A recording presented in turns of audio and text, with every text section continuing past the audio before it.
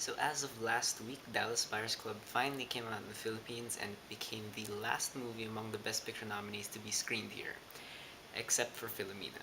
I don't even know why so many people are like kind of hating on Philomena, like they never want to screen it. Oh, but of course, we're in the Philippines, CBCP. God forbid they show a movie about evil nuns.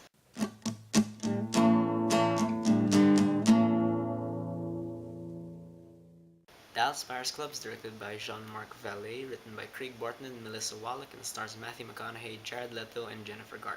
Dallas Buyers Club is the story of Ron Woodruff. This is a true story, by the way, and Ron Woodruff is played by Matthew McConaughey, and he's many things really. He's an electrician.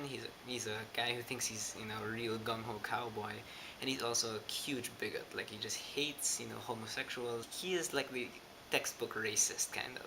However, one day he is diagnosed with HIV, and suddenly he's faced with 30 days left to live. The doctors give him 30 days, and he kind of sees his situation and kind of decides that he has to change who he is before his time is up.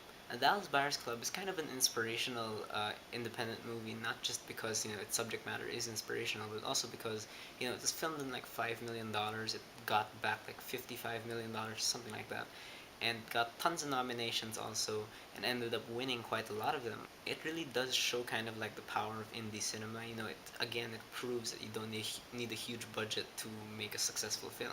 And Dallas Buyers Club, in my opinion, is the kind of movie that is impossible not to be moved or at least impressed by. Now, there's a lot of good things you can say about Dallas Buyers Club. I'll just say it right now. Like the biggest thing people say about this is the performances by Jared Leto and Matthew McConaughey. However, I do want to kind of shine the spotlight on other things. Like this movie is also nominated for a bunch of other Oscars, namely the Best Makeup and Hairstyling Oscar, and it won that Oscar also.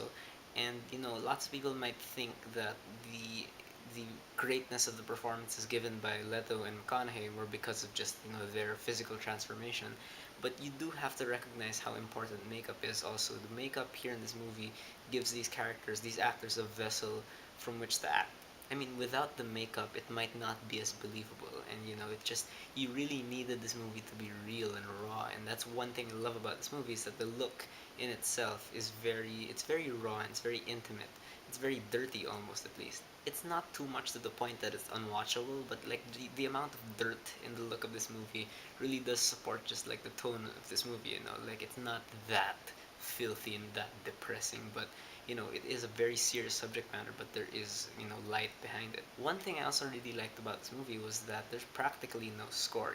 Instead, what we get are slightly muffled songs from the era of, I forgot when this movie took place, the 70s, the 80s, but from that time period, you get lots of songs that sound like they're blaring from car radios, like across the street. And I like that, like it just does add again more to the tone of this movie. Also, the use of silence in this movie, and there are moments when Ron Woodruff is walking around and like the sound will just kind of fade out and it's going to be replaced by this distant ringing. And I like how they use that sound to kind of further the story. You kind of know when he's getting an attack. I remember before someone interviewed me about Dallas Buyers Club, and I mentioned that I had problems with the script, and I don't really believe that anymore. Like I watch it again, and the script is great, and what I love is that it keeps things at a personal level.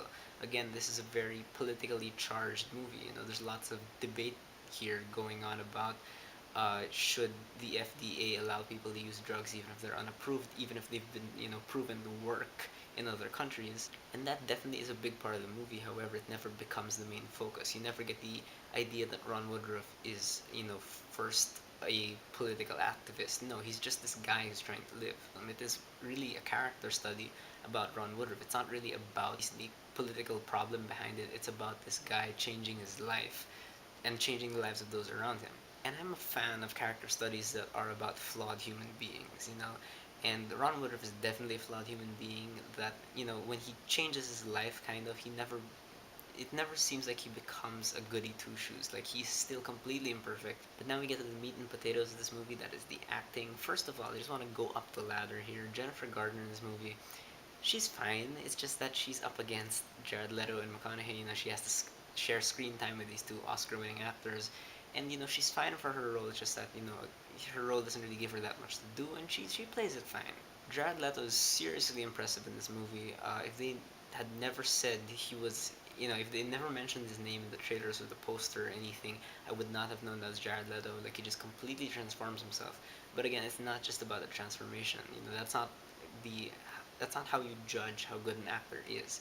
He really does use this transformation to his benefit, because this character never feels like a caricature. You feel so much for the character. There is a human underneath all that makeup, and he's completely heartbreaking. Again, like Ron Woodruff, he's a very flawed character, but there are redeemable things about him, and you as a viewer begin to realize that you shouldn't judge characters based on like black and white stuff. Like this, he lives in such a gray area, but he is still redeemable because at his very core, he is a human being. But of course, we have Matthew McConaughey, and seriously, what else is there I can say that hasn't been said already about his performance? It's fantastic. Again, like I mentioned, he kind of stays the same in some regards till the end of the movie. And he always manages to exude this swagger and this inner strength. No matter what's happening to him, he has this cowboy swagger that he keeps with him all the time, and it goes from being negative to kind of inspirational, really. And just like Jared Leto, his transformation really just kind of aids his performance. His transformation is not the performance. Like, he really uses it to his benefit. And I really have to give credit to the director, Jean-Marc for finding the humanity in the story. He didn't focus on the political aspect. And I think that's because he knows how to work with a low budget, like, because if you have a bigger budget, you get kind of tempted to focus on bigger ideas. But here, he really knew how to use this lower budget to, make it a movie about his characters. Like, the way he directs this movie, it's not really, doesn't really have a lot of big sweeping shots or anything. It's kept at such a low, intimate level. But it's a good thing. He didn't bite off more than he could chew. He knew exactly how much he could take, and he excelled at it. However, I don't think Dallas Buyers Club is a perfect movie by far.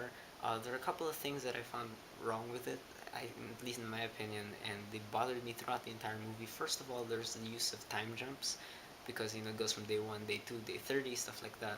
I don't feel like momentum is carried over from those time jumps. You're using a time jump or time skip well if from day 1 to day 2 you feel like that arc.